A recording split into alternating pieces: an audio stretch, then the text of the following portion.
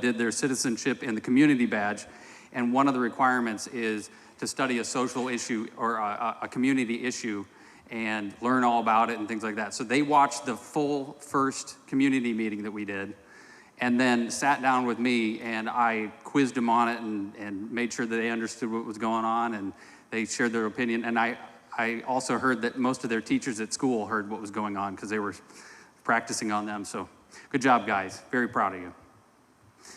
Well, and I wanted to start with the Pledge of Allegiance because of this community. I've always been patriotic, but until I moved here, it didn't really settle in my heart how patriotic this area is, and it really does mean a lot to me.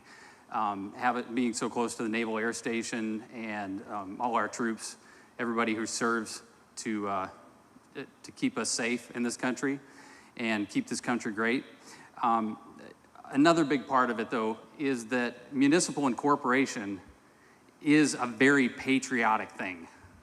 It's, as we'll see later in the program, it's much like forming a constitution for your community and saying, we, the people of the community, this is how we want to set up our government, this is how we want our government to serve us, and all that. And putting the vision and the hopes and the dreams of the people into a document and then into a government that serves the community to make the area into what the citizens want. It's very, very patriotic. So we'll see if we get to become a city or not. It's a very, very long process, as you'll see. We'll get to all that. But this all really started last fall when a few civic-minded citizens connected and revisited a question.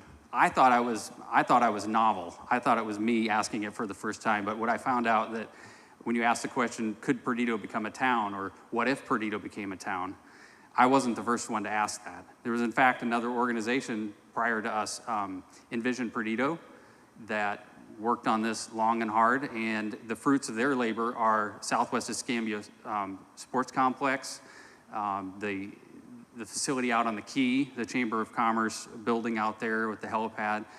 There's a lot of good things that came out of that. Citizens coming together saying, hey, we want to have a vision for our community and we want to establish something and make it a better place to live. So what if Perdido were a town? How does that work? What would it look like? Are area residents interested in exploring that idea? And from those early connections and those questions, we started to have more and more conversations that grew into the We Are Perdido organization founding. We learned at our January meeting that the process is a long and difficult one. It requires a local bill. Local delegates need to be willing to take the bill to Tallahassee or it just doesn't work. So those were conversations we had early on. The feasibility study has to include a 5-year projected budget, a very detailed projected budget, so that everybody knows what they're getting into, both expense-wise and revenue-wise, and how that it could work. Because the Florida legislature does not want to pass a bill that all of a sudden the city falls on their face and goes bankrupt after a couple years. They wouldn't do it. So it's a very, very tough process to get through this. The proposed municipal charter is part of this. And all told, the feasibility study it's a very hefty document. I don't think we'll get to this level, but Palm Coast feasibility study was 162 pages long with all of its appendices and things like that. So it can get very, very detailed. The local delegation has to take the bill to Tallahassee, subcommittee after subcommittee after committee, plenty of chances for failure. And we were warned about this early on, weren't we? They told us, you have to be serious about doing this because any one of those subcommittees could say, you missed a spot. That number's wrong, or you didn't think of this. Come back next year, it doesn't look like you're ready. So this is a hard process, and it's hard on purpose. And all of this just to come back to our community for a local vote where our citizens say yes or no. After looking at all the evidence, they say, yes, we do want to, or no, we don't want to. And that's really, when I started looking at this process, that's why it's so patriotic to me. There's just no greater part of it to me than that. If you go through all of this process and you read all of the data and you decide to vote no, or you decide to vote yes, I've been telling people this, they say, I'm going to vote no, I'm against this. I'm like, well, look at all the data. If you're going to vote no, at the end of that, I applaud you because you voted your conscience. That's what it's about. So together as a community, we're going to look at all this. We're going to ask hard questions. We're going to get through this feasibility study, look at it together, and we'll have several months, several opportunities to debate it openly in our community before we even go to the ballot box and finally decide. So this is a long process, but I commend you all for being here, being part of this process, and being interested in the health of your community. So, and all this work, hours and hours of work, requires a team. I couldn't do it by myself, and so we put together, as we were forming the organization, we set it up with 5 board members, and I'd like to invite them up to the stage at this time. We didn't get to do this at the last meeting, but we want to go through and introduce them and let you see who's, I hate to say running the show because it's not. It's like running around and picking things up and trying to put the pieces of this together to make it work. So it's a lot of work. Where's Craig at? There you are. Make sure I know your names, but I'm just gonna make sure we got this. Mickey. What did I say? Yeah, what would you like to hear? Mickey Cameron. Yeah. Yes, I've been a longtime resident, left when I was 20 years old, but grew up with Big Lagoon in my backyard, before parks, before the National Seashore, and the tugboats came through the Intercoastal Waterway, and those were the things we dodged in the water. But I came back after I had my adult life and raised kids. I've been back in Pensacola for just about 20 years, and I said to my husband, who was great to come back with me, you know, it's really great to be home, but one thing I've noticed, nothing's changed politically. And there's just hooler and buller all over. There's growth sporadically, and I really want to see a change. And so when I heard about We Are Perdido, I was all about it. So I'm going to work as hard as I can as a volunteer and help us get there.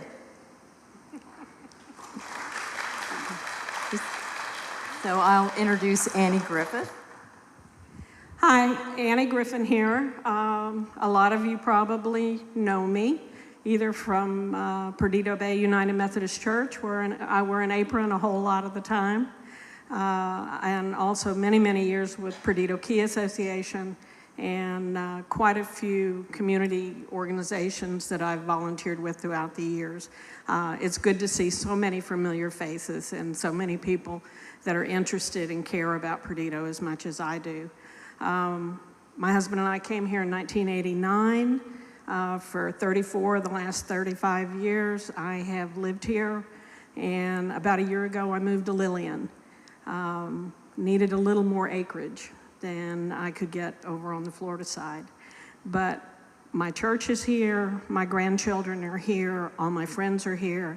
I can still see Eden Condominium out the back, so I'm as close as I can be. When I was invited to participate and introduced to Steve and these other people, they said, we need somebody with some institutional knowledge. We need somebody who's been here a long time. So I'm not old, but I've been here a long time, and I've sat through just about every community meeting that has gone on in the Perdido area through the last 30 years. And I think Perdido has grown up. I think it's time. We're an economic powerhouse. We have really, really smart people, and we're growing. And the growth is going to come whether we're ready for it or not. I think it's time that we have a local voice, and we have local choices and a seat at the table. Thank you.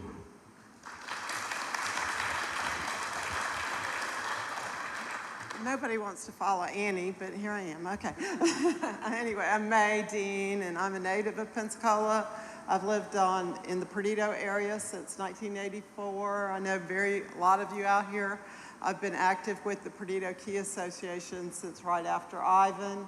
I've worked on many projects trying to keep the building cap on Perdido Key in lots of public meetings.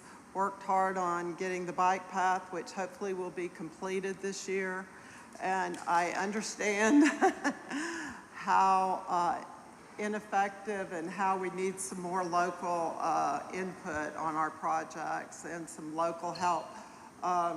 It's hard to get the county to come out here and get things done, and we don't have the representation that we need. So when I was asked to join this group, I was so proud and honored, and I hope that we'll all work together and find the answers and get some real hometown growth, and not just growth, but hometown input into our growth. Thank you.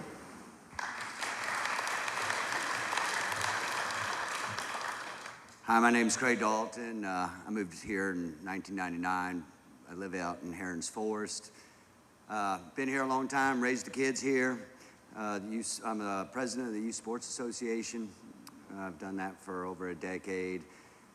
Raised lots of kids through coaching that way as well. And just talking to another parent, the thousands of kids that go through the sports complex, they all identify themselves as Perdido kids. They wear the Perdido jersey. They are our Perdido sports complex, and they identify themselves as Perdido kids. My role on this committee is essentially to keep it between the guardrails, that we're a fact-based organization that is research and educational for this community. And also, one of the roles is I am serving as one of the members of the charter committee, and that's a complex topic, and we're going to introduce that here later in the program. All right, thank you. Thank you, guys. Well, We Are Perdido is founded with a mission, and there are other nonprofits in the area that do different things. I know there's the Friends of Perdido Bay, there's Friends of Pensacola State Parks, there's Perdido Key Association, there's all these different associations. Ours is very different because we're very focused on one thing. We Are Perdido exists to bring education and educational materials to the citizens of Perdido for the purpose, not the purpose, with regard to municipal incorporation. Educational. So we're basically a research and educational organization. And we're a 501c4 and a Florida nonprofit. So that's kind of who we are. But you know, the response that we received after that first initial meeting from the community has been overwhelming. We've had lots of thirsty Thursdays, we call them, and it doesn't mean you have to come out and drink beer, but you know, everybody likes water now and then. But hanging out and meeting longtime residents and short-time residents. I'm looking at you because at our last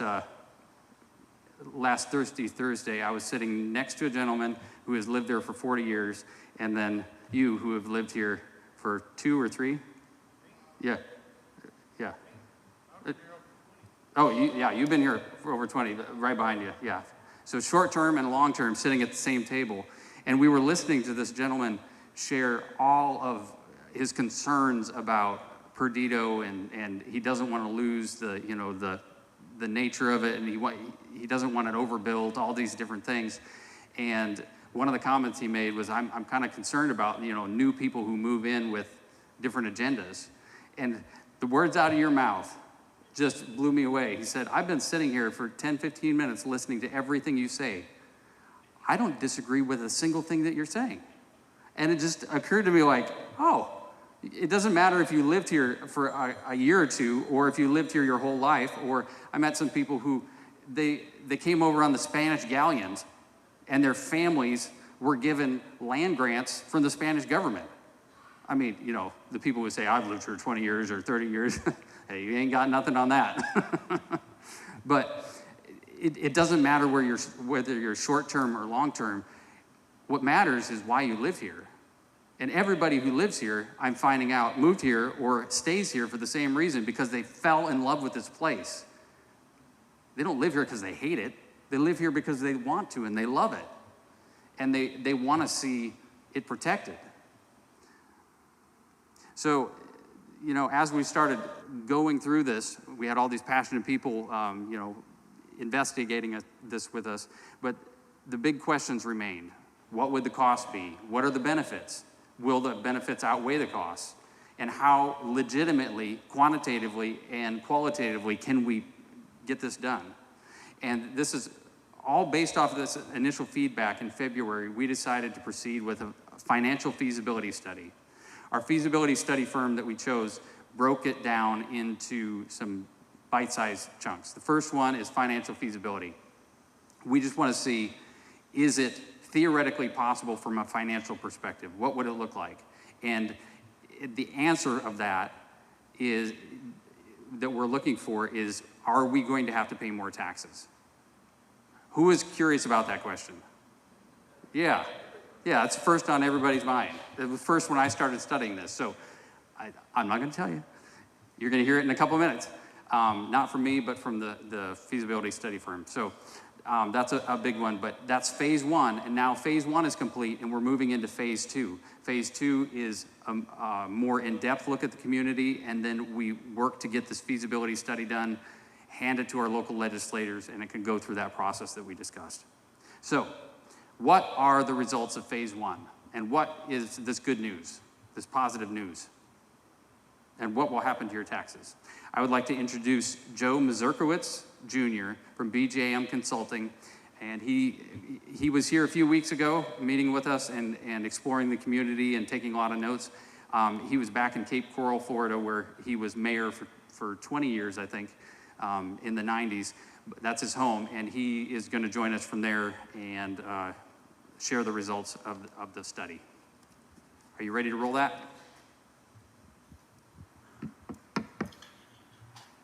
Good evening, everyone. I'm Joe Mazurkowitz, president of BJM Consulting, here to talk to you about the initial financial feasibility study we did as we look forward further and deeper into the possibility of incorporating Perdido. First, a little bit about myself. In 1983, I was elected mayor of the city of Cape Coral, served for 10 years, 4 terms, and in 1994, after leaving office, I started BJM Consulting, and I've been doing that ever since. Part of the work we do with BJM Consulting is feasibility studies. And we have in excess of 30 feasibility studies done, with 5 of them becoming cities. My educational background, I attended the University of Florida, was an engineering student, graduated from Barry University in Miami, Central Michigan University with a master's degree, and Stanford Hills in London with a PhD, all in public administration and public policy. Specifically, your report and the goal of phase one of the study is to take a snapshot to make sure that you have the financial wherewithal to support a government-like concept. A government-like concept is not really creating a whole new government entity. It's a very small organization that contracts with the existing providers to continue to provide service to the area without developing a whole nother layer of bureaucracy. These studies are actually looking at revenue that is presently being collected predominantly by the county and will transfer to the new city of Perdido if you were to incorporate. These type of revenues is Florida state shared revenue, monies that are collected by the state of Florida and shared with cities and counties. It's franchise fees, which are presently being collected, and communication service tax and occupational licenses. All these fees are presently being collected by the county and were moved to the city of Perdido. What we try to look at is establishing this government-like concept is very few employees. We start off with no more than 5 employees, and they would pretty much administer contracts. The contractual relationship would be with the local government. It could be with a private provider. It could be with anyone that your newly elected city government would choose to do so. So what we look at in this initial report is we get the values of those dollars that are going to be transferred, and we establish some reasonable expectations of salaries and costs of governance and then we put that together and we take a quick look to see if the revenues will meet or exceed the additional expenditures. As we go further in this study, we will have the opportunity to flush out a pretty comprehensive budget for general fund for your new community when we do the final report. So the initial findings and what we have, it looks like the revenues are going to be coming in with enough to support the local government, the bare bones or government-like concept, and start developing a little bit of a reserve. When we do the final report, we will show 5 years of budgeting, and we will show at the end of those 5 years how much reserve you have built. And there's two other things I would like to explain to you about the report. Number one, this report takes no position on incorporation. We draw no conclusions and make no recommendations. All we do is lay out the facts, the good, the bad, whatever. We lay them all out for you. And we use sources, government sources, Escambia County budget documents, State of Florida Department of Revenue documents to determine what these revenues are going to be. So I'm very confident that, matter of fact, of the 5 communities that have incorporated, 4 of them have come in under budget for my expenditures and exceeded my budget for revenues collected. So it's a very conservative formula and budget presentation that we use. The existing revenue sources, I think, is it's the state of Florida, which I've already talked about. The county collected them. Those will now go to the new city. The results of all of this is that it looks like we're going to have enough money to pay for the government. It looks like as we go through in the next phase, what we're going to do is do a SWOT analysis where we look at the strengths and weaknesses of Perdido as it is today and the opportunities and threats as you would look forward, going forward in becoming a city. We lay all them out, and what we look for are 2 things. We're looking for unfunded mandates, things that exist there today that if it were to need to be fixed, it would become the responsibility of the new local government. So we'll be looking for unfunded mandates and trying to ascertain the economic impact of those. And then we're going to be looking for things I like to call silver bullets, things that only the community will understand are a hindrance to incorporation. They can be anything from not having enough people willing to serve in local government to concerned about what the local government will do to you or do for you. There is a concept really that comes out in most of these SWOT analysis called government creep, where government light starts out with a few employees, but then because elected officials see their constituents on a day-to-day basis because you're all local, people will be asking for more services, and the more services could cost more money. So those will all be identified as we go into the next phase of the study. That next phase of the study should be done by June, the first week of June. And then if we find no silver bullets or we don't find no very large unfunded mandates, we will then go into the final phase, which is to complete the study to submit to the State of Florida House of Representatives for their review. If you were to incorporate and this process is a very long process with plenty of opportunity for debate as you go forward. The initial debate would be when the local bill is presented at the local delegation meeting, probably sometime this coming fall. That bill would have to have a public hearing at the local delegation meeting and then be voted on by your local delegation members.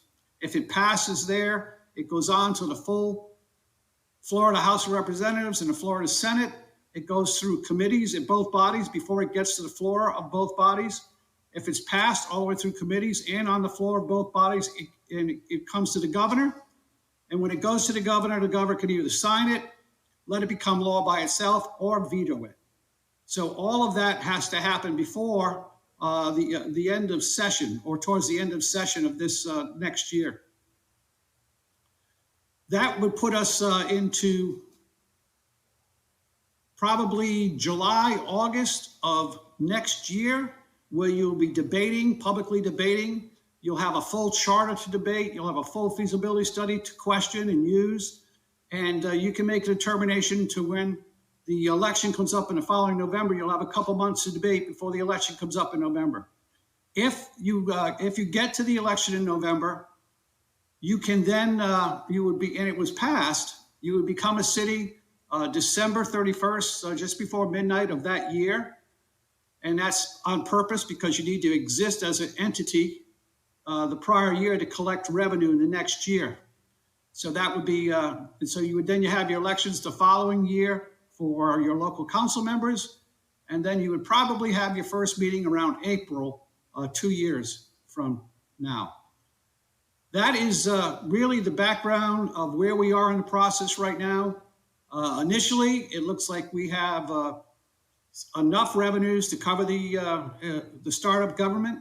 We will be refining this as we go forward and sharing every single number with you when we get to the final study. Hopefully, I'll be up there in Perdido to make presentations to you for the final study where we can interact and and actually sit there and answer your questions for as many questions as you have. I look forward to seeing you up there and wishing you good luck in your efforts as you go forward to incorporate. Thank you.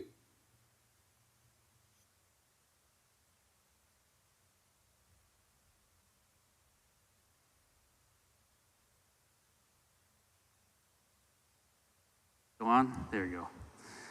All right, so that's Joe. One of the reasons we chose Joe, we interviewed as a board, we interviewed 3 different firms. And one of the things we liked about him was how pragmatic he was. He doesn't like, it's not sunshine and rainbows with him. Even after he presented these results to us here locally a few weeks ago, we're sitting in the room with him. He was asking us really hard questions and saying like, are you sure you want to do this? Because this is the road ahead of you. There's a number of points where the process can get hung up on your way even to becoming a local bill and a local vote. So it's a lot of hard work. So, but as a team and other community members that we've been talking to, who have been supporting us through these early phases, we decided all together this is worth it because Perdido is worth it. So I don't know if you can jump back in slides, Matt, to that map. But the question of who is Perdido, I know we've talked about this before. You've probably seen some version of this map. The numbers on it are precinct numbers. And if you look at everything except for the blue and the red, that was the initial research area that we started to look at. And so through the feasibility study, we're primarily looking at that research area. 55 is Ferguson Airport area. And 95 would be Target, Tractor Supply, Coral Creek neighborhood. So the boundaries, as Joe was explaining them to us, can remain fluid until it goes to a legislative vote. So you know how the legislator, they can adjust things in their local bills right up to the time they're voting on it? That's kind of the same thing. We don't want to go last minute on this, but based off of community input, we can adjust. So if there's like if Coral Creek, if enough people from that area said, hey, we think this is a good idea after, looking at the initial report, or actually the feasibility study that we present at the end of the summer, we could adjust that to include that. Ferguson Airport Area 55 was an interesting one to look at because it has the airport, it has some industrial areas there, Brown Helicopters is over there, and industrial areas are good for jobs. Jobs are good for communities, obviously, we all have them. There's a statistic that, it's probably a very common one, but Joe was sharing with us, is that every dollar paid to an employee circulates in the local community 7 times.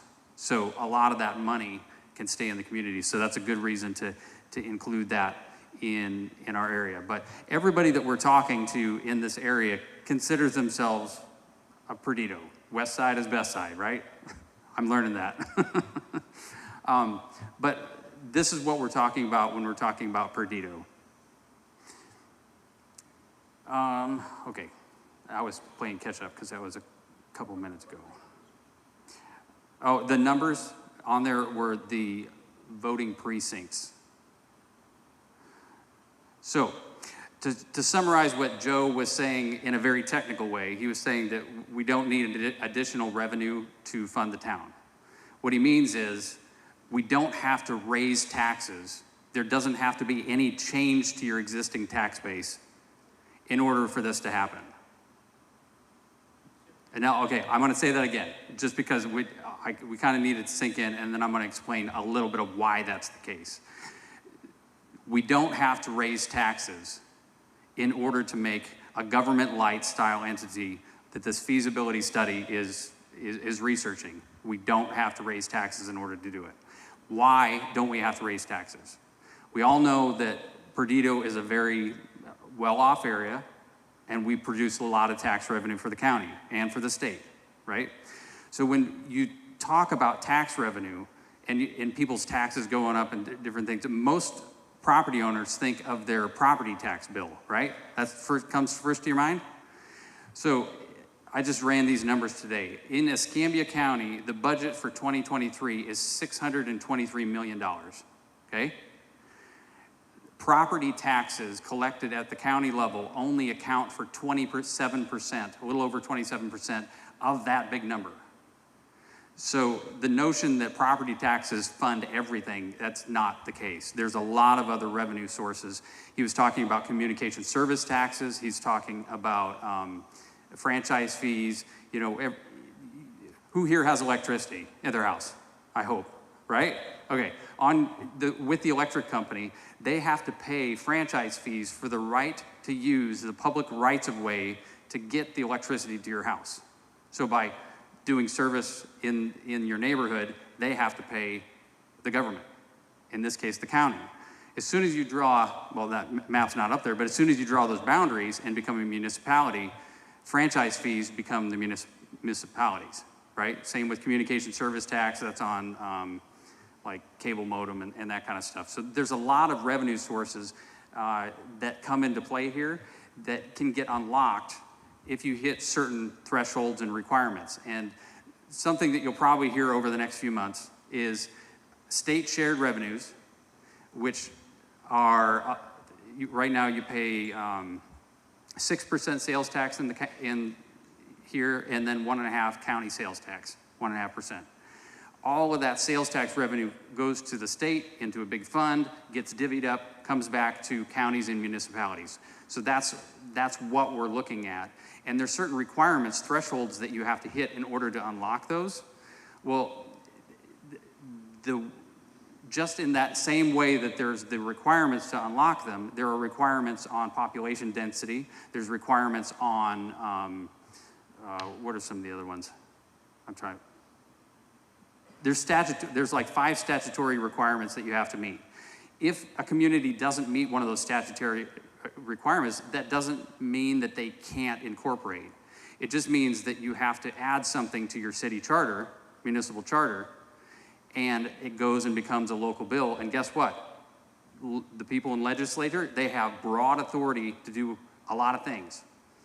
I make a joke about this, but you know, if you wrote in your municipal charter, everybody gets a puppy, and they pass it. It might be an unfunded mandate, but you know, everybody should get a puppy then. So as we put this municipal charter together, there will be clauses in it that say, hey, we need an exception for state shared revenues. And the big reason why we found this is actually the pattern of most new municipalities in Florida, because when you found yourself as a city, you have no prior tax year to get revenue from. Does that make sense? Because they always take the previous year's tax revenue to pay for the current year's budget. So you have to do something to make up for it. And so what they do is most municipalities, as they're founding, they say, we need an exception for state shared revenues for that 3 mil requirement because we're getting started. Makes sense. And no one in those subcommittees is surprised by that. They look at that and say, oh, well, that makes sense. That's the only way to actually get stuff going, unless it's a community that has tons and tons of wealth that can just do it straight out of the gate. So I say all that, that's kind of complicated topic, but over the next few months, you may start hearing things about state shared revenues and the 3 mil. Just know, at the end of the day, this is part of what Joe is looking at and the plan he's putting together, and it will be part of our charter and get submitted to legislature. So anyways, that was kind of the boring aspect of that, but I get myself confused and then I get lost. So right now we are going into phase 2. He's already started it with the boots on the ground tour. He drove from one end of Perdido to the other looking for some of those, as he called it, unfunded liabilities that we don't want to take on. A big part of it, this is why I love it, he's so balanced and pragmatic. A big part of it is that SWOT survey, and it's strengths, weaknesses, opportunities, and threats. He sends out surveys to 30 to 40 community leaders, which we've helped build this list for him. And I gotta tell you, there's some people that we put on that list that I'm like, they're gonna have some comments. They're probably against it, but that's okay, because we want a good, honest look so that we don't make mistakes, right? So, and Joe has assured us too, the only thing that he edits out of those is the language. So he'll put everything else in there, bad grammar and all. So what could we do? This is our new question. What if we could become a municipality without raising taxes? What would we want to do? What would we accomplish? So some of the things we've talked about, having a local voice, a local choice, and a seat at the table. And those are great, big words, but like, what are some practical things that we can do? Well, we can have control, localized zoning and planning, code enforcement to protect your property values, right? No one likes to live next to a restaurant that the front is falling off of. Everybody knows where I'm talking about, right? The municipality would have a seat on transportation planning organizations and the Tourist Development Council to help with distribution of those funds. Transportation planning organizations are all about prioritizing road projects. Huge, huge thing for the community. So when things get 4-laned, how things get 4-laned or 2-laned or repaved, and the speed of projects. Sorrento Boulevard, that's been a long time. A little bit of work. You all see it. There's grants. Municipalities have access to grant money for things like beautification, roadway beautification, all these different things that they can do. And they're more responsive because they're a more local government, closer to the people, because the elected officials, you don't have to drive a half an hour to go see them. You'll see them in Publix. You'll say, hey, Joe, I need this taken care of. And they'll say, okay. So it's a lot easier than having to go down and spend 3 minutes at a county commissioner meeting. Ability to control our own destiny. I know that's a really big pie in the sky thing too, but it's really whatever the community wants to do. Part of what the community gets to do in the first 3 years of incorporation is a 20-year comprehensive plan. And a 20-year comprehensive plan is the vision and ideals of how development should happen in a community. The community feeds into that what they want their own community to look like, right? The citizens feed that information in, and then that becomes the template, that becomes the roadmap for developers. Who loves developers, right? What, you're not raising your hands? Well, developers are good, and developers will develop most of the time what you tell them to develop. Part of our problem here in Escambia County as an unincorporated community is we're under the county's comprehensive plan, 20-year plan. 110 pages for 320,000 people. Fort Myers Beach comprehensive plan for 6,000 people is 550 pages long. Very detailed.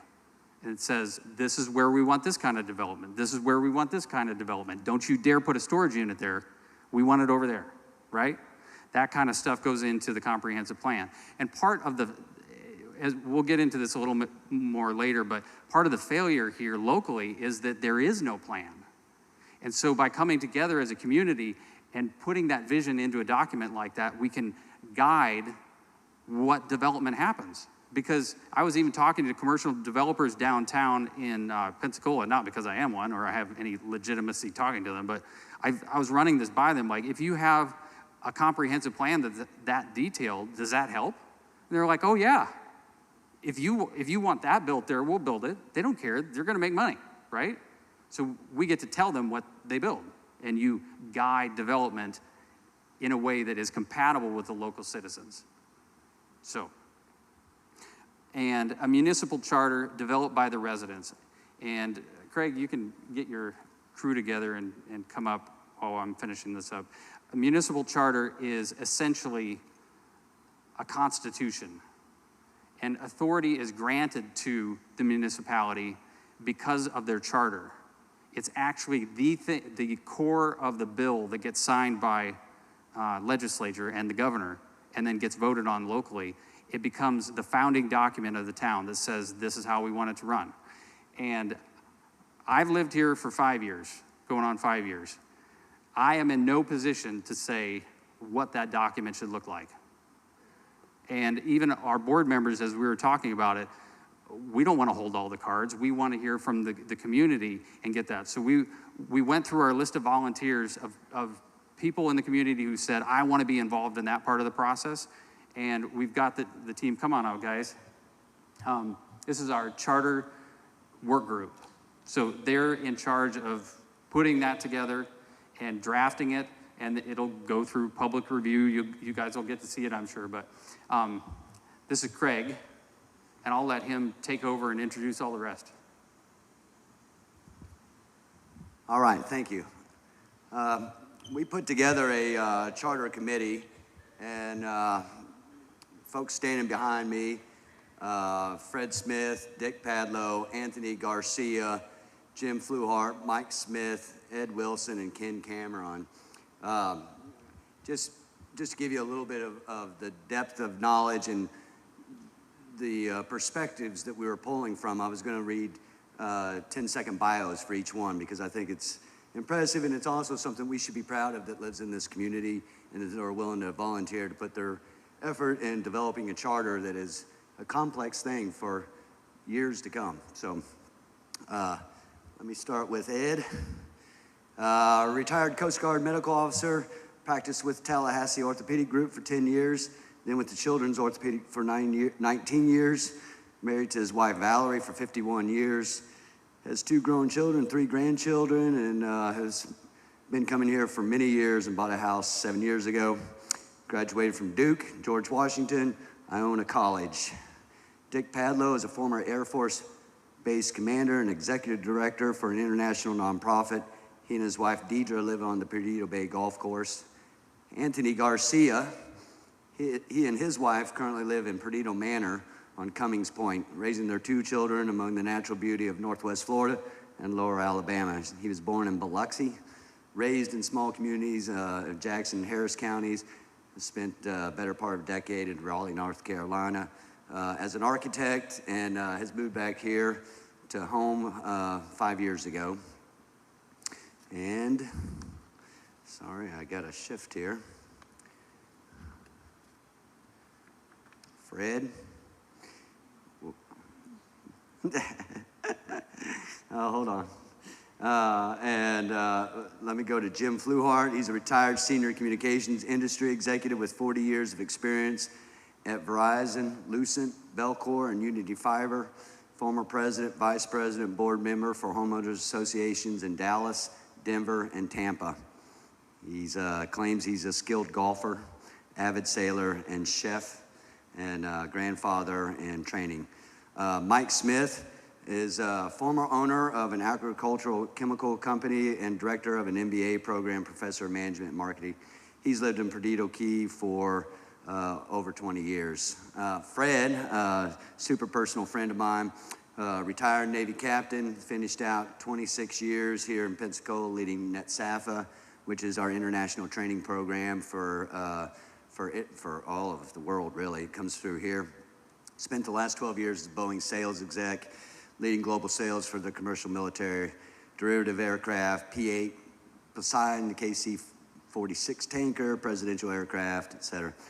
He now works for Blue Water Advisors, assisting senior military officers in their transition to the civilian sector. And he and his wife, Patty, live on Inner Point Road, have 2 sons who are now Navy pilots. So that's our committee, and I think it's an impressive group. Thank you. I've got on stage with me, I have Fred Smith, Anthony Garcia, Mike Smith, and Jim Fluart. I'm gonna ask them a few questions of just to kind of give you a flavor of what we're diving into, and let them answer the questions, and then, well, I think that's the best route, is just to let them give some perspectives on things that we're contemplating with the charter group. So I want to start with Mike. I take that back. I'm going to start with Jim. Jim, I think this is more of a global question. Is this on? I mean, will you get it on?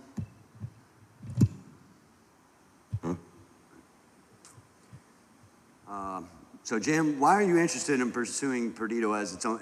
As it relates to the charter and the charter development, why are you interested in pursuing this as a Perdido city?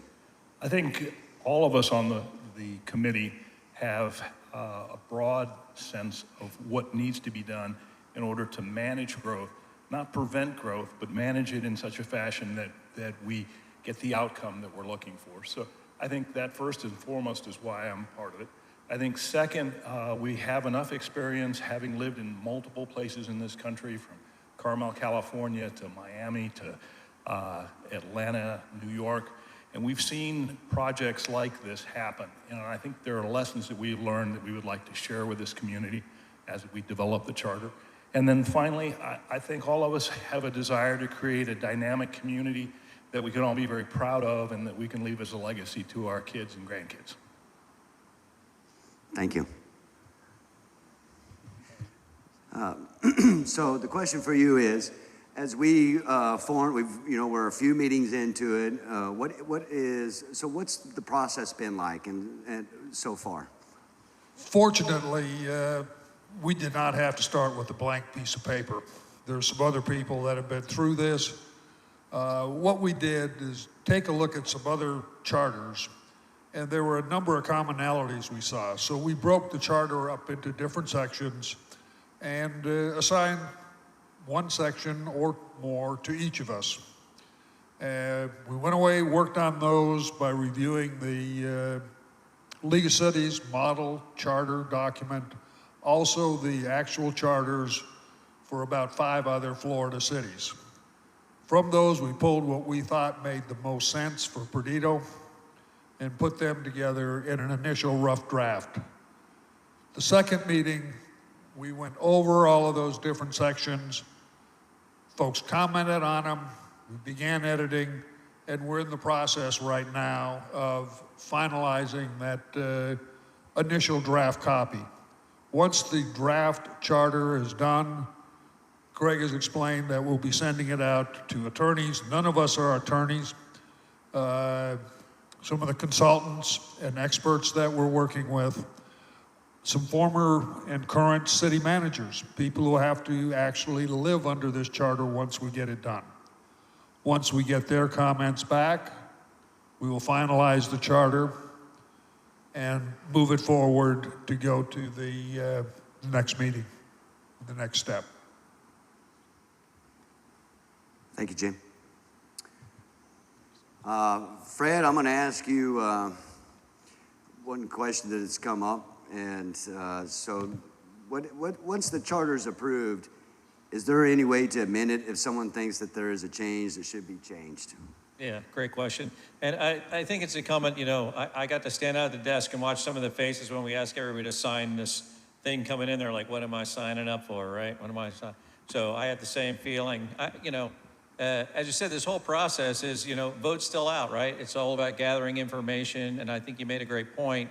We're looking at a bunch of other charters that pertain to us, and you're going to get a chance to see all that work before you vote on it. So nobody's doing anything in a vacuum. But when that's all done, said and done, somebody may decide they want to make a change. And the whole point of that is this section on citizen participation, which obviously is important. You all want to participate. That's why you're here tonight. You'll get an opportunity to continue to change the charter down the road, but it'll be a very specific process on how to change that charter. We looked at a lot of stuff. There was a model charter nationally, and I think it's important. It says it should be relatively difficult to amend the charter, and charter amendments should not be used to harass city officials. So, hey, I don't have to be politically correct. I'm a volunteer, but we all know we've been to meetings where one or two people can stand up and kind of shut the thing down. So the point is, everybody gets to vote on the charter to begin with. If we like it, we vote it in, and then there is a process where people can make changes, but it's a very specific process on how they do that, and you're gonna have to have the right amount of the petition, the votes, and all that to go through that process. So everybody continues to get a vote. All right, Anthony. Question for you is, how will the charter address unique aspects of Perdido? Will there be any environmental considerations included in the charter? I mean, that's a two-part question, but... Yeah, so I mean, like everyone said here, there's been some examples that we've looked at for charters, and one of the examples is, saw up there earlier, the sustainability article, and it's really identifying things that you think create the character of a space or a place, and it's not so much the architecture necessarily as much as sometimes a natural environment. It could be a corridor, a main road that identifies the main character of a town. So you put specific language in the charter of things that you want to protect and ways that you want to protect it, but you don't get too specific. You rely on the ordinances and zoning and things that need to be developed through the municipality once you become a city. But you want to identify things that are really hard to change, things that you want to make sure are protected. An example would be a tree canopy corridor, or some level of protection for flooding in the future with any level of storm activity, or just things of that nature that need to be part of a city, but you want to make it hard to change what those regulations are. Okay. Thank you, gentlemen. Do you have any additional thoughts that you guys want to add? Fred? I'll give a plug for Steve and Craig. I just think, I was a little bit reticent with this whole first when I got involved, but I tell you, we are very blessed to have two very intelligent folks and the board leading the pack, so thank you all. More Steve than Craig, of course. Yeah, I was like, that's definitely Stephen. Anything else, gentlemen? Okay, I appreciate it. So that's the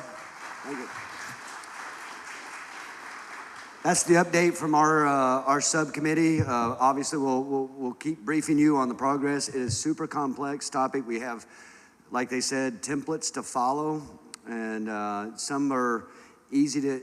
I think we're not trying to reinvent the wheel, but we're also trying to make it fit who we are.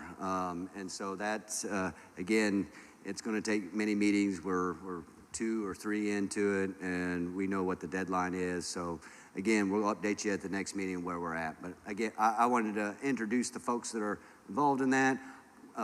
We'll take more volunteers if you're interested in city government and producing that. Obviously, more help is always welcome. Okay, thank you. And Stephen, right back at you. Oh, do you want to introduce? Oh, yeah. All right, Buford. Everybody know Buford? All right, thank you. All right. Good job. Some of you don't know me. I'm Buford Lipscomb, and I've lived in the area for more than 40 years. Some of you know me as the pastor of Liberty Church here. Probably more recognizable, but I retired just a couple of years ago. My son Josh is now the senior pastor. We chose more than 20 years ago to locate Liberty Church out in this area because we love this community. And I've been involved with various community activities and county government along the way, and I'm very excited about this. And a couple of us are just kind of objective perspective, local guys. We're not on the committee or anything like that, but just to kind of cheer things on. And I'm excited about the progress that's been made. I've been involved, like I say, for many years here. I'm a property owner. I live in Perdido Town Homes. I have property up on the island, Perdido Island, and the remains of a condo out on the Key, thanks to Hurricane Ivan, that some of you, like me, were here for. So I have vested interest, and I have these properties because unlike popular opinion, ministers really don't make enough to retire out in this community. So I dabble with real estate over the years and various endeavors like this. You know, I'm kind of tired of Perdido being like the tailbone of Escambia County. You know what I'm saying? If you look at us on the map, I was just looking at that map, we kind of stick out there like that, but more than that, we've been treated. And we're not against some political group or this or that. We're about being Perdido and reaching our potential. How many saw the article today that Pensacola, just today in the newspaper by, I believe it was U.S. News, we moved from the 44th best place to live in America to number 16 in 1 year. 1 year. And so we think we're dealing with growth and uncontrolled growth now. There's more of them coming, y'all. They really are. And I think we have a unique opportunity now to prepare for what's ahead. I've raised my children here. We plan to spend the rest of our lives here. And I want to be a part of, some of you, you know, I know some of you, it's like, you know, more government's never the answer, but neither is inadequate representation with taxation without representation. And I think that's been a part of our experience out here and in the previous years. And we have an opportunity. I think it's a win-win opportunity for us. I really do. And there's skepticism, the whole thing with property taxes. I was one, I said up front, I'm interested. I'd be willing to pay more for us to have the opportunity to have a seat at the table for our community. We have a special piece of paradise out here, and we need to cherish it, and we need to protect it. I'm excited about defining borders and boundaries, which will create a greater sense of community as a man of faith, and a greater sense of community and just working together in these endeavors.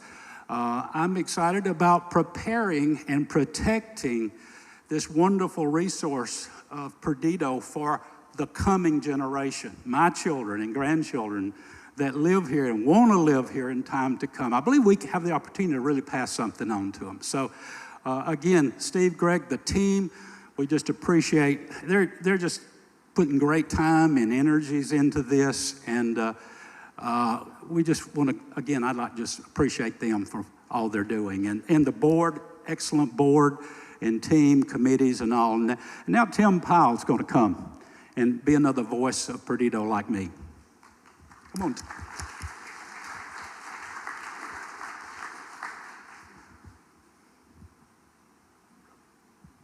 Well, you shouldn't follow the pastor. That's a general rule. To begin with, to make matters worse, what I'm about to tell you and confess to you may really get me in trouble. For the last 8 years, I have served as the District 2 representative for the Planning and Zoning Board here. Now, if that isn't enough to get me tarred and feathered in this group, I don't really know what is. But I think Stephen asked me today to speak to y'all because most of the issues with planning and zoning in Escambia County that aggravate people and get people very angry is really based out of just the unknown, because you just don't know what's going on. I moved here, my wife and I moved here in 2004, closed on our house 30 days prior to Ivan. I worked for a large developer, is what brought me here, WCI. And I was excited to work for a developer that had enough money to make the right decisions and to do it correctly, and I thought they did. I would have still be working for them, I think, other than the financial crisis had other plans for me that nobody planned on. That being said, I want to let you know that 1999 is the year when Escambia County instituted the LDC, the Land Development Code. That's not that long ago. So a Herculean task was taken on by the county. They had to go in and figure out, how do we put in place zoning for our county? What did they do? They took every piece of property in the county and zoned it. Sounds like, you know, big deal, big task. One of the things that they couldn't do, the cardinal sin, would be to downzone anybody. Therefore, if you had a piece of property that may have been commercial in 1940, they couldn't do it less, they couldn't zone it less than commercial. It had to be that or a greater ability for you to exercise your rights as a property owner. That, in a nutshell, has gotten us into the situation that we're in. You look down a swath of Gulf Beach Highway, why is there commercial all along that way? For the reason I just explained to you. That's the reason we have probably a large retail outlet that I was adamantly opposed to, but it didn't matter because it was zoned in such a fashion they could do and put in there what they wanted. The reason we have some other projects that occur around here, they didn't come to you because they didn't have to.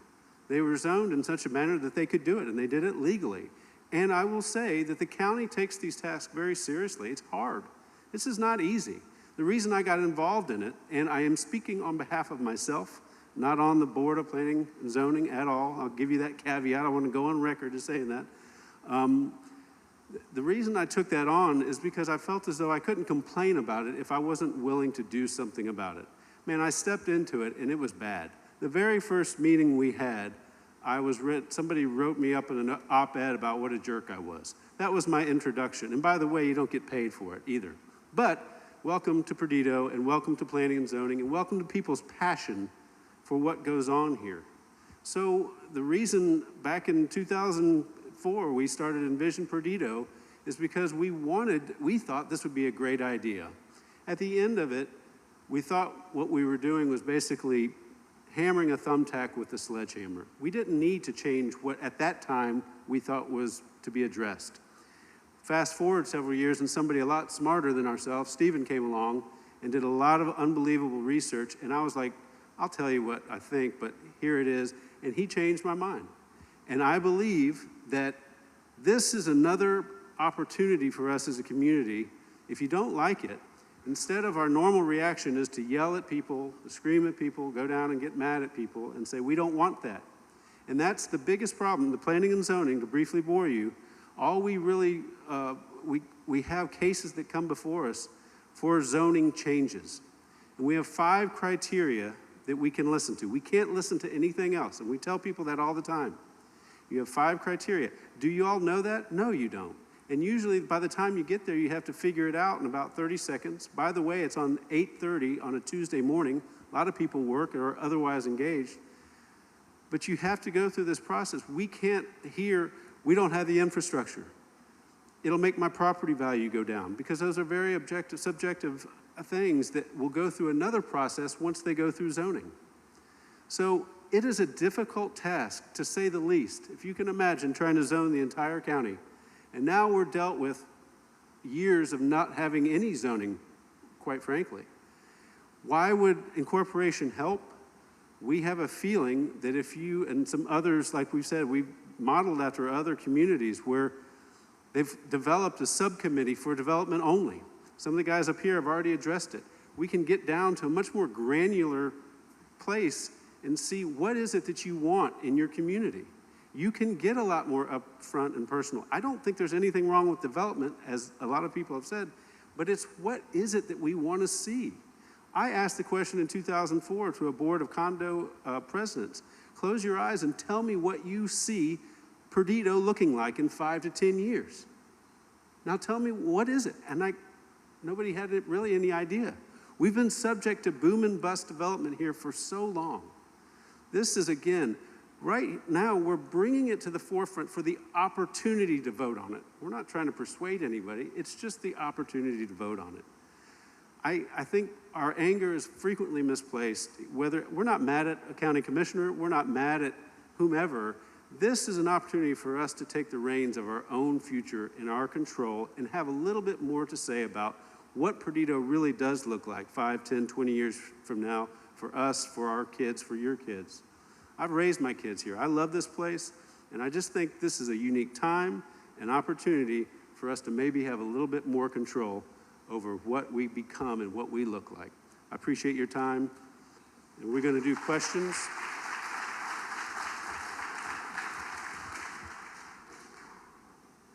Is it question time? Thank you. And, you know, Tim, being on that board, you just got reinstated or as a member at large, right? I happened to tune in. I don't do this for fun. I just happened to flip it on because I was like, hey, I wonder what development is going on. And he was getting sworn in right as I turned it on. I was like, oh, that's pretty cool. And I listened for 5 minutes. And in the first 5 minutes, somebody presented something and everybody's nodding their heads on the board and said, yeah, no, sounds good, sounds good. And here's Tim. Oh, no, wait a while. What about this? What about this? And he starts asking really hard questions. That's what I love about him, because when we first came and started talking to you about this concept, you started asking really hard questions. And I'm not afraid of hard questions because they lead us to better questions and better questions until we can find the best question of them all, the question that we should have been asking from the beginning, and then we find a good answer, right? So I really appreciate that about you. And he's going to help me with questions and answers. Guess which one I'll be doing? Not asking. Does anybody else want to do this? I'm bringing the first one to you. Yeah, All right, just read it. Here's a tough one. Who is paying for this feasibility study by individual and company names? If it is the NPO, please publish a list of contributors by name. This is two-part. Since it's clear the individuals pushing this nonsense will be the profiteers, please explain exactly how you and your cronies will profit. Number 3, exactly how much has been invested to date by these philanthropic, that's in air quotes, supporters, and how will they plan to recoup these monies? What personal or professional relationship do you and your cronies have with the conductors, preparers of the survey? Okay, I'll take your microphone. You're done. Thank you. Need somebody to ask good questions. That's the one. All right, well, you know, I'll make sure I look through that. So who's paying for the feasibility study? We'll cover this in a little bit. Kim's going to help us, but it's the community. We've had local community members who got on board early and said, hey, you know what? If you're going to do the financial piece first and identify that, we understand that's an expensive thing. We want to make that happen for our community. Let's get it at least to that point, and then, you know, more community members can jump in and do this. And if it's well, here, I'll say this. We are a 501c4 nonprofit corporation. Well, okay, we are a 501c4 nonprofit organization. We are registered with the federal government as that, and we're also registered at the state level. If you look us up on the state level, you have to register with the Agricultural and Consumer Affairs Division to solicit funds in the state of Florida.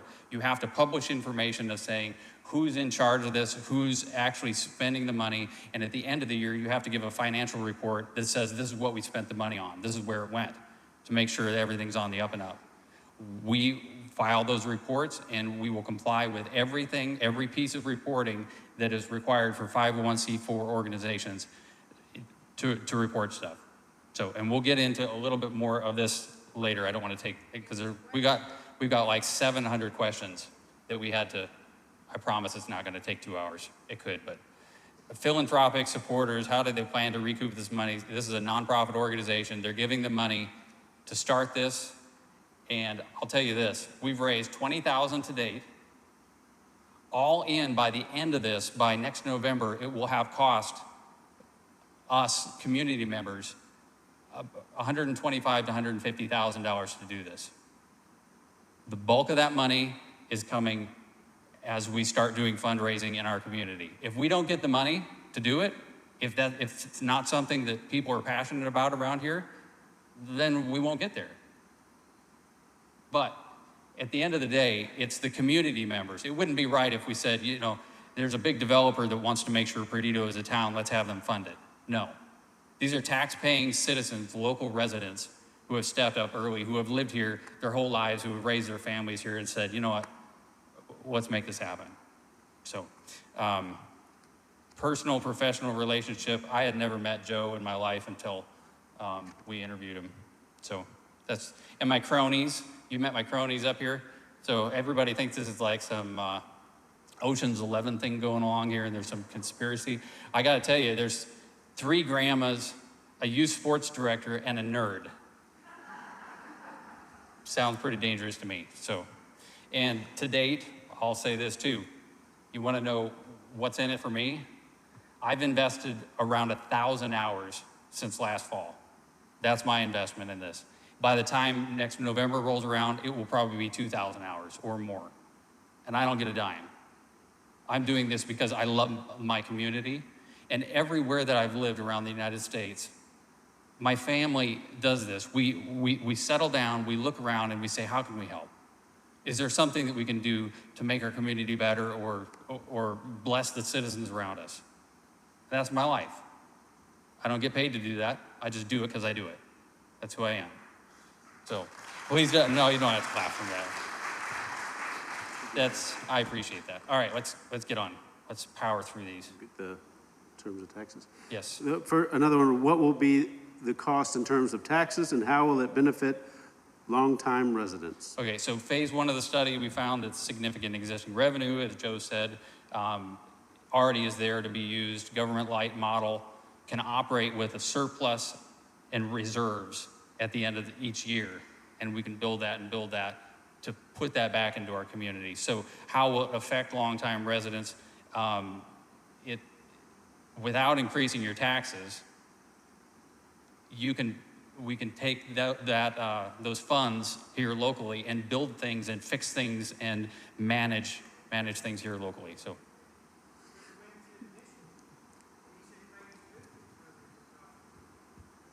Well, phase 1 was the dirty, down and dirty numbers to say, does this make sense financially?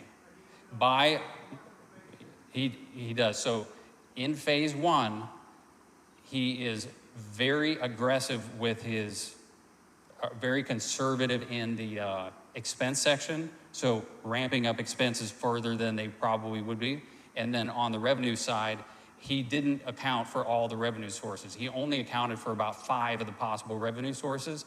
During phase 2, he's gonna uncover several more revenue sources like impact fees for building on land out on the key or additional tax revenue. So from a feasibility study approach, and this is a question I encourage you to ask him. If you wanna email me the question, I will send it directly to him and let him answer it, because he's,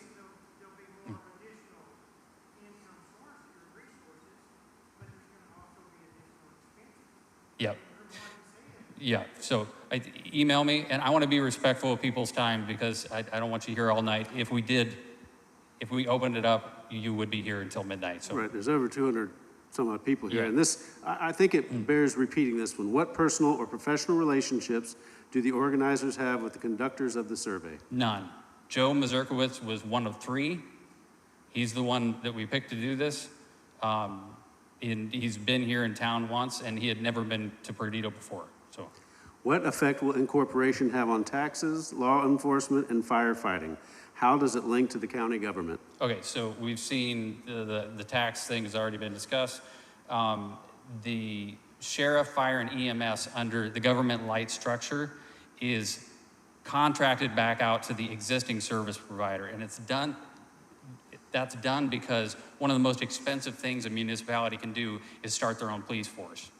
But if it's already there and already working, you can contract out using existing revenues, and then you can manage those contracts to get additional services if you need. So if you need better EMS coverage, things like that. One creative thing that a city manager had shared with us is they needed more volunteer firefighters, and they're hard to keep. and hard to keep close to the fire stations, so they hired them to mow their lawns in all the parks. So they would be on the mowers close to the fire stations so they'd have better response times. 2 birds with 1 stone. So there's things like that that a municipality can do. But What is the reason for property addresses to move from Pensacola to Perdido, and what new layers of government will be imposed? How much will property taxes increase? okay, so one of the things that Joe mentioned in his presentation is that it's not another layer of government. It's actually a very thin, responsive structure that works with existing governments around it. That's one thing. The other thing that he had told us when he visited here is that you have to think of the county right now. You live in an unincorporated county. So that for you, the county has 2 functions. It is the normal constitutional county functions, sheriff and all that kind of stuff. And then over here, it has local government functions, the planning, zoning, development. And there's a lot of others in there too. But what's happening then as a municipality is you're separating that out, and we would locally take over local government functions, and the county continues to provide their county government functions. And that's how it is if you set foot in the city of Pensacola. That's how they operate. There's a local government function, and then there's a county government function. The big difference is Pensacola is a full-service city. We're not looking at a full-service city. We're looking at a government light. So, Will there be additional fees associated with township parking, facility usage, or homeowners insurance? How will emergency response services be affected? so as Joe pointed out, existing revenue sources, no need to add additional fees to cover, which would be the whole reason. I mean, does anybody want to pay parking fees?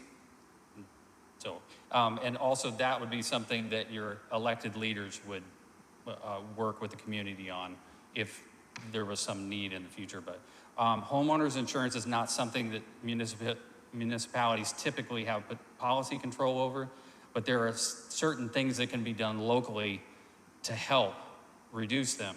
Big example is up on Highway 98, there's no fire station, right?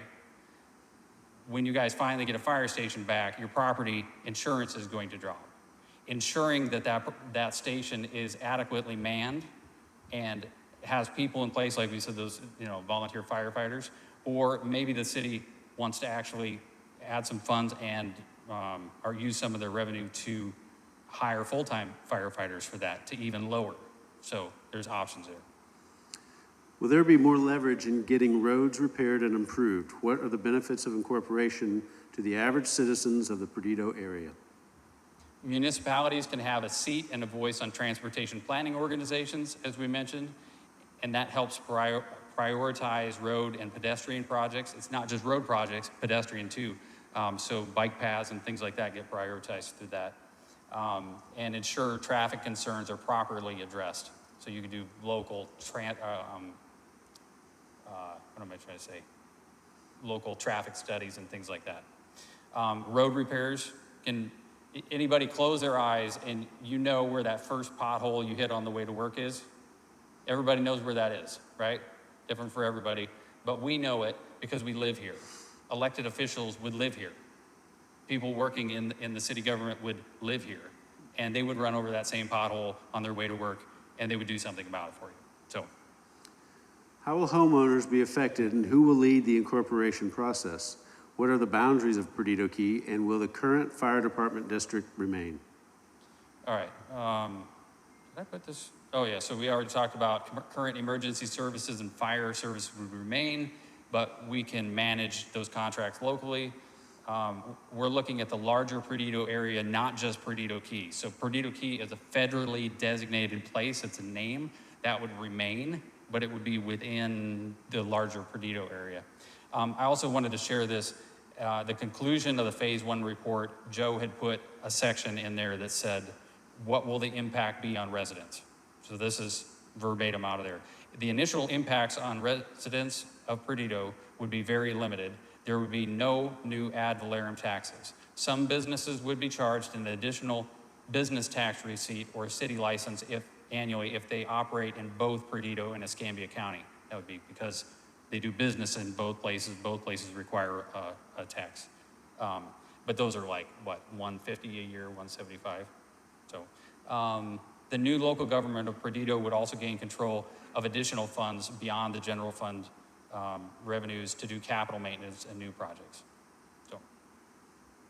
Okay. So how will incorporation improve emergency response, facilitate the building of a new high school, and affect property taxes for disabled veterans? Okay, so we would have the ability to locally increase service levels as needed to take care of residents. Municipal incorporation does not change any property tax exemptions. That's state level stuff.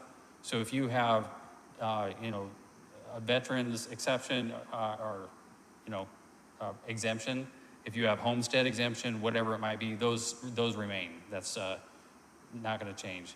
And again, there's no need to raise taxes to accomplish this. Schools are an important concern. They were for my family when we moved here because my daughter was just going into high school until we discovered that we'd have to send her 30 minutes away. As a municipality, the school district is still the school district, but you become, as a municipality, you have an intergovernmental relationship and a local voice that you can sit down with the elected school board and say, what can we do to help get a school out here? Because it's important, especially what Craig had mentioned with all the kids out here. I don't know if you've ever been to the sports complex on a Saturday. They're parking on the lawn because there's so many kids out there. We need schools. All right. What is the significance of the provided map? Oh, and we covered that. The numbers are voting precincts. And again, the boundaries are fluid until it gets to Tallahassee and it gets voted on. This is kind of a repeat. What are the costs involved and what happens to law enforcement, search and rescue, roads, schools, and taxes? Will they be provided by Perdido Key or the county? Yeah, and I think more specifics on all that would be provided in that phase 2 report, the 5-year projected budget that has all that detailed, what the expenses will be. I know part of that process, he sits down with he can't negotiate because there's no entity to negotiate with, but he does sit down with the sheriff's department and say, what does it actually cost you to have a trooper out here? And write those line items down, so do that kind of due diligence. And how is the final decision for incorporation made, and how long does it take to establish officials? What are the tax implications, and how quickly will improvements be made? So the final decision, if it all goes according to plan, would be made by registered voters within the proposed municipal boundaries at the November 2024 election. That's November. If that passes, as Joe mentioned in his presentation, December 31st, right before midnight, you become a town, and you schedule elections within the first 3 months, elect your local officials, and they get to work. All right. How will building and housing code enforcement be handled? I want to preserve the lifestyle in the Perdido Key area and have concerns about traffic and ethics of elected officials. I think we covered most of that. I will mention ethics is one of the things that the charter group was working on, because there have been studies in national studies, very smart people who came up and they said, you know what, if you can put these things into a charter, you can actually set it up for success when it comes for ethics.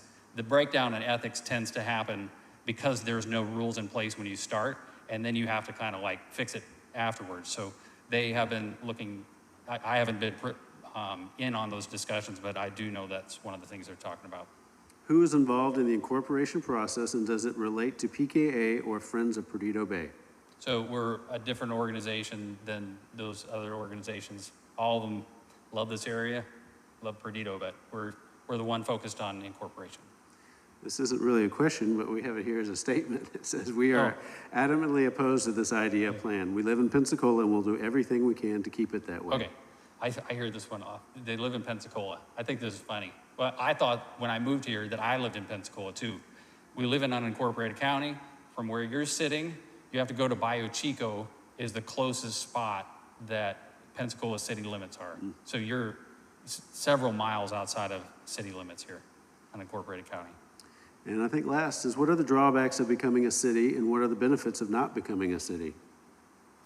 It's a great question, and that's a big part of phase 2, and that's the things that Joe is going to dig up. I mentioned that SWOT analysis and those surveys going out. We're going to get people saying this is a weakness, this is a threat, but these are some good sides and bad sides. And we really did try to go through that list. And, we added our both current commissioners to that list. And they can share their opinions because they've been serving our community and they've seen things that we haven't seen. They know things that we don't know. So people like that, there are several people on that list that I was looking through and I'm like, I haven't ever talked to them. I don't know what their view or stance on this would be. So we wanted to get a good cross-section of who Perdido are. And Craig, I think we were talking about actually publishing that list so that people can see what who's on that. So, all right. I want to sit down, but I want to tell you that I think this is an 800-pound gorilla that Steve is trying to help everybody consume one bite at a time. And I know that this phase 1 study, I think people maybe feel better if they have some numbers in front of them. I know that you will have a very detailed budget to scrutinize, and there's time, and that's the good thing, to scrutinize at length and in detail.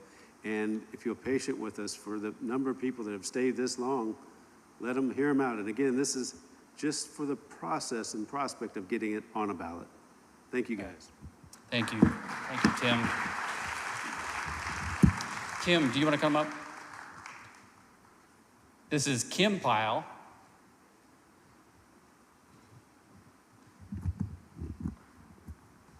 I'll let her introduce herself, but. I'm Kim Pyle. That was my husband, Tim. As you already heard, we founded Envision Perdido years ago, but that's not why Steve asked me to come and speak to you guys tonight. He asked me to come and speak to you because I think he wanted me to remind all of you what Perdido is capable of as a community when it decides to pull together for a common cause. I had the privilege of being a fundraiser, helping with fundraising for a community project that I hope you guys all know and love, Perdido Kids Park. So that is a great example of Perdido pulling together and working for a common cause and really accomplishing something for the community. And I think there are a lot of similarities between We Are Perdido and the grassroots movement that was Perdido Kids Park. Perdido Kids Park started out as an idea to improve the community. Two ladies, Nina Wood and Evie Davis, decided they wanted to build a playground for children, but not just any playground. They wanted to build a handicapped accessible playground for all children, not just some children. So it took a lot of volunteers, and it took a lot of work, and it took a lot of fundraising. And that's why Steve asked me to come in and talk to you guys, and I can see all y'all going, talking about fundraising. I knew they were gonna ask us for money. Well, improvements cost money, y'all. That park, you have no idea how much those curly slides and that mulch and those swing sets cost. They depended on volunteers, and they depended on fundraising to get that accomplished. But when we were doing fundraising, it always cracked me up because somebody would say, nobody asked y'all to build a park. And that park doesn't benefit me in any way. I don't have kids. But guess what? The park did benefit everyone because it benefited the community as a whole. And that's the same thing for We Are Perdido. It wants to benefit the community as a whole, not just a few people, but everyone. And like I said, improvements cost money. I'm also here to recruit. I'm hoping that some of you out there are interested in fundraising. I'm hoping that some of you have really, really great ideas on how to fundraise. We're getting a new email, and it's called fundraising, the F word, at weareperdido.org. And I'm hoping that all of you guys will use that email, or you can message on the Facebook page, whatever, and give everyone your feedback and your suggestions. And we'd like to hear, what kind of fundraising events would you be interested in going to? What would make you want to get involved and go to a fundraiser for this, this grassroots movement? This is all about improvements, but what would make you want to get involved more? We're looking for volunteers. Let us know if you are interested in volunteering. Let us know if you're interested in being in charge of something, in charge of fundraising, for sure. But so I'm just here to encourage you to reach out to this organization. They are interested in your unique talents and what you have to contribute to this organization. Please communicate with them and let them know what you have to offer. They care about the community just like the Perdido Kids Park people did, and they really want to accomplish something for the community, which is exactly what Perdido Kids Park did. So just think about it. Everything that they're doing is to improve. That's all it's about, is improving. So let us know your ideas, and I hope to hear from all of you with really, really great ideas and really good suggestions, and especially volunteering commitments to help with all this. So thank you. Awesome, thank you.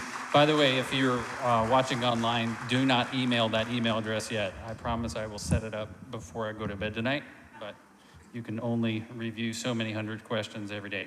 So that's why I spent most of my day collating those questions.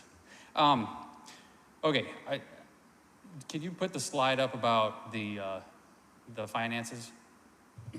This is the one thing that I forgot to do last meeting, is the general overview of the projected costs. So the feasibility study firm has given us a not to exceed number of 40,000 all in. The surveyor, you have to write a legal description of your proposed boundaries. It costs 10 to 15,000. Charter draft and legal review, 15 to 20,000. Advocates in Tallahassee, 40 to 50,000 to make sure that it doesn't hit any speed bumps along the way in committees, because it's easy to get derailed. And we want to, if we're investing our time and effort into this, we want to make sure that we get it, you know, at least through Tallahassee and back here. Marketing, 20 to 25,000, and that's, honestly, that's a lot of the educational part of it. It costs money to print all the stuff. It costs money to, you know, I did most of the work on this for media stuff, but, you know, as we get going, I can't do it all myself, so volunteers and other things. But other organizations had laid out this, and general operations, 2,000 to 3,000 for general things like insurance and things like that.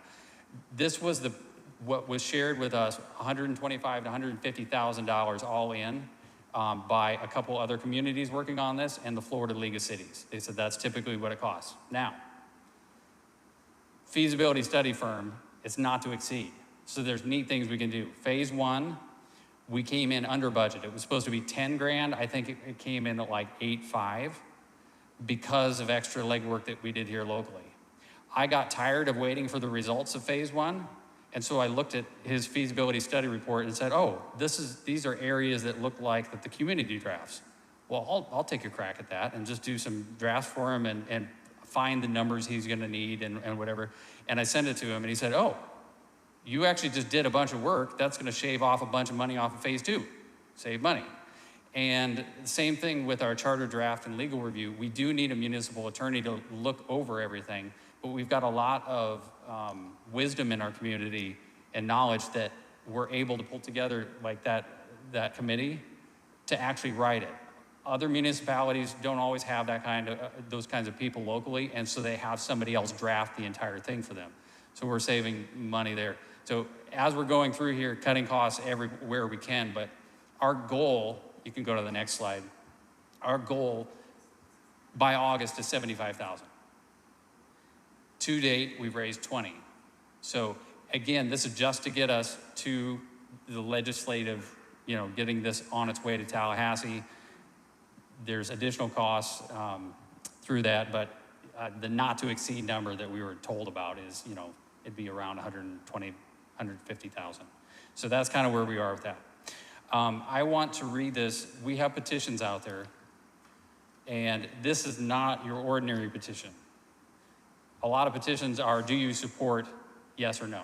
Well, this is unique because we don't have all the information yet, so no one can say, yes, I support, you know, we should be a town. If anybody is going around saying adamantly, yes, we should be a town, I'd question that they've read everything because we don't have all the data. Same thing on the no side. You might have your personal beliefs or leanings that maybe we should not be a town, but at the end of the day, we don't have enough information to be able to say that. So I'm gonna read this to you, and we have a resident, non-resident, so if you like own a condo but you don't live here year round, and we also have a business petition out there. But I, the undersigned, am a citizen and registered voter of Perdido and reside within the area considering incorporation. I support our community taking a realistic look at becoming a municipality. This includes doing the required feasibility study, developing a starter charter, and establishing boundaries. I also understand that this effort will include an open community debate of the issues associated with incorporation, and finally a vote of the registered voters who reside within the proposed area for incorporation for a referendum to decide if we want to incorporate or not. Pretty easy. I'm sure some people will say, no, I'm not signing that, but that's fine too. I think most people would be comfortable signing that because it's saying, you know what, let's ask hard questions. Let's ask hard questions as a community. These petitions will be brought to the legislative delegation to let them know that you support taking a hard look. Please send our feasibility study through all those committees, scrutinize it at the state level, because we're gonna put this together here locally. The state is gonna look at it and they're gonna see things like, oh, you know, you missed a spot there, what about that? We want all eyes on this to make sure that this is a good thing. So, Craig, would you come up here and you can, closing. But before you close, everybody here has the same question. Well, all these people that are working on the city charter, the charter is what will determine what can be done and what cannot be done in the city. While they're all here and you've got the planning and zoning guy here, can they tell us what they plan to see in this city 5 years from now, 10 years from now, maybe even 20 years from now? What are y'all's goals? What do you see happening to this town 5, 10, 20 years from now? While you're here, this is what everybody wants to know. What do y'all plan on happening over the next 5, 10, 20 years? You got zoning and planning, you got the people writing the city charter. The city charter will determine what can happen and what can't happen in a city. Do what? No, but you're zoning and planning, and you know how that part of it works. So the people who are writing the city charter can kind of determine what happens to a city and what doesn't through the charter. All right, I appreciate all the comments, and obviously there's going to be a after discussion, and I encourage that. I forgot to mention there's another member of the Charter Committee, Ken Cameron, and I retired Marine, and what's most impressive about him is he flew the space shuttle. So we have an astronaut on our committee, and right away you feel like you got a pretty impressive group. Okay. I'm going to go ahead and close up shop for tonight. Troop 629, can you report? No. Is it 629? Yeah. Yes, it was. Huh? Yeah, dyslexic. 692. All right, you got the floor, son. Would everyone please rise for the retirement of the colors?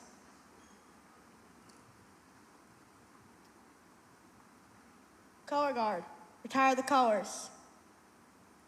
Salute.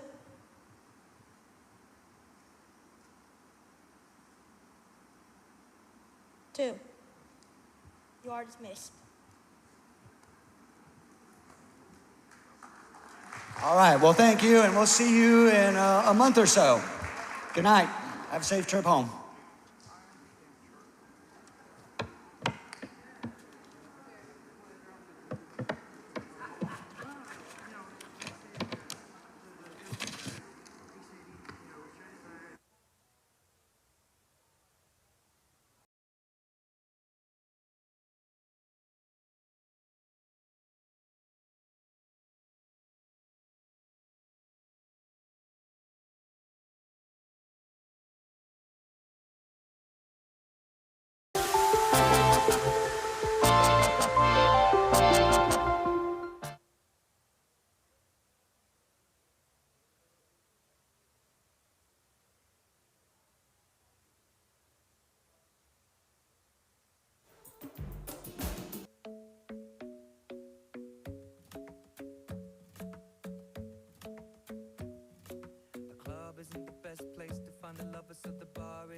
I go.